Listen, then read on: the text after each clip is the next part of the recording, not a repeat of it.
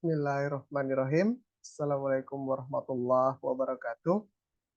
Perkenalkan, nama saya Rizky Kamarul Haj, mahasiswa Fakultas Pertanian, Program Studi Agroteknologi, Angkatan 21, Universitas Tadulako.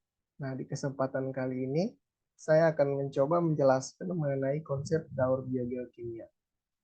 Nah, di penjelasan kali ini, saya akan berusaha menekankan mengenai daur air atau daur hidrologi. Dan di sini ada daftar isi presentasi, di mana ini merupakan poin-poin yang akan saya jelaskan pada penjelasan saya kali ini. Yang pertama ada definisi daur hidup biogeokimia, ada juga daur air, kemudian ada hubungan daur air dengan daur-daur yang lain, seperti daur karbon, daur nitrogen, daur belerang, dan daur fosfor, serta ada kesimpulan dan juga penutup. Nah, definisi daur biogeokimia. Kata biogeokimia ini berasal dari bahasa Yunani. Yang pertama ada bio yang berarti hidup, kemudian geo ya, dalam artian di sini itu lingkungan abiotik yaitu tanah, dan juga kimia yang berbicara mengenai reaksi suatu unsur atau zat. Nah, jadi daur biogeokimia adalah siklus yang terjadi pada suatu unsur kimia melalui lingkungan biotik seperti makhluk hidup atau makhluk hidup, dan juga lingkungan abiotik seperti tanah dan air. Nah, daur sendiri itu dibagi menjadi dua. Ada daur edafik. Nah, daur edafik ini sendiri merupakan daur yang unsur kimia pada daur tersebut tidak pernah membentuk gas di udara. Kemudian ada daur atmosferik. Nah, daur atmosferik ini adalah daur yang unsur kimia pada daur tersebut mengalami fase berbentuk gas di udara. Kemudian di sini ada jenis daur biogeokimia. Yang pertama ada daur air, ada daur karbon, ada daur nitrogen, ada daur belerang, dan juga daur fosfor. Nah, yang pertama daur air. Daur air atau daur hidrologi merupakan pergerakan air dari bumi menuju atmosfer dan kembali lagi ke bumi yang terjadi secara terus-menerus membentuk sirkulasi. Daur air ini terjadi dengan sinar matahari yang menguapkan air yang ada di laut, sungai, dan danau yang disebut evaporasi. Proses dalam daur air bisa dibedakan menjadi tiga, yaitu ada siklus pendek, ada juga siklus sedang, dan ada juga siklus panjang. Nah, siklus pendek ini biasanya terjadi di laut. Proses ini dimulai dari tahap evaporasi atau penguapan air laut akibat panas dari matahari, sehingga air yang ada di laut menjadi uap air dan kemudian akan menjadi awan. Nah, pada keadaan jenuh, uap air atau awan ini akan menjadi bintik-bintik air. Proses ini dinamakan kondensasi atau pengembunan yang selanjutnya akan turun dalam bentuk hujan. Nah, seluruh proses ini itu dinamakan presipitasi. Kemudian ada siklus sedang. Siklus sedang ini merupakan kelanjutan dari siklus pendek, di mana kejadian ini akan terjadi jika tidak terjadi presipitasi atau turun hujan di laut.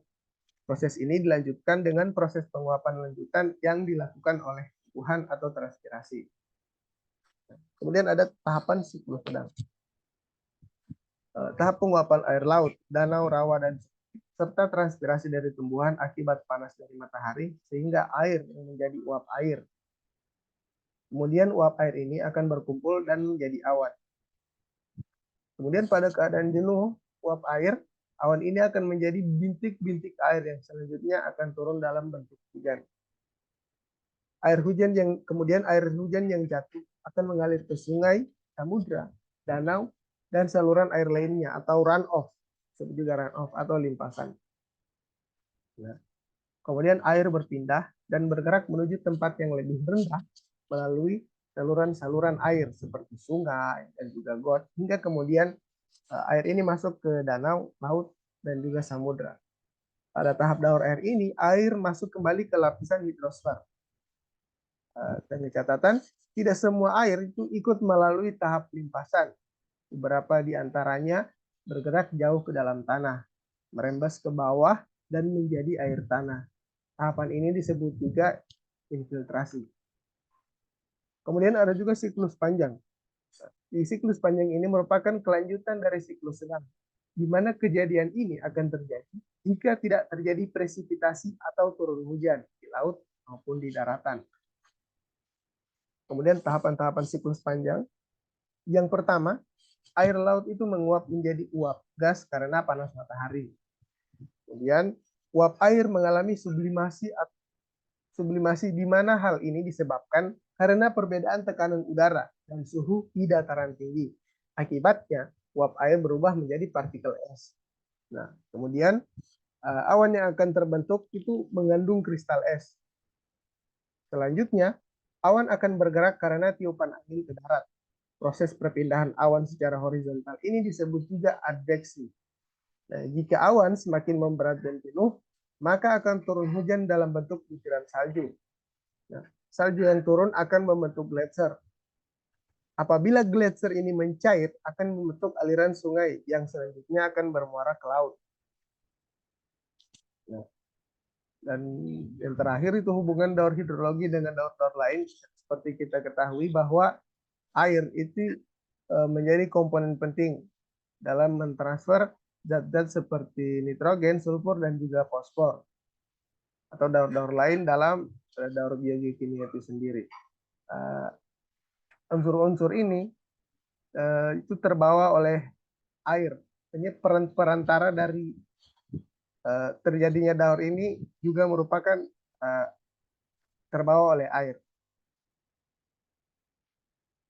Baiklah, sekian apa yang dapat saya sampaikan. Lebih dan kurangnya saya mohon maaf. Bila taufiq wal hidayah. Assalamualaikum warahmatullahi wabarakatuh.